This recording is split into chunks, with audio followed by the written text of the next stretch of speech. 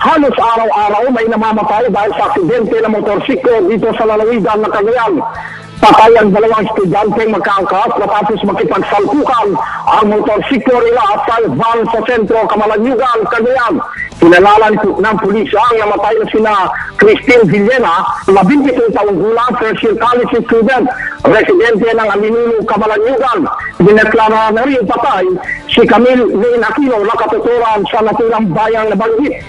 Sa investigasyon ng pulisya, nawala ng kontrol sa Manila si Villena habang tinatahak nila ang lansangan sa sentro Camalaniugan. Inagaw nito ang linya ng kasalubong ng van na minamaneho naman ni Angel Fortoso Jr., 37 taong gulang na abagaw ng lo. Sa kabila na umiwas ang van, natumbok pa rin ito ang motorsiklo kung kaya't kumilapon at namatay si Villena at Aquino. Sa ngayon, nasa custody pa rin ng PNP Camalaniugan si Fortoso kasama ang van na ginamit nito. Mula pa rin dito sa Cagayan City, Rico Calvakit, RH22, naglilingkod sa pagbabalita.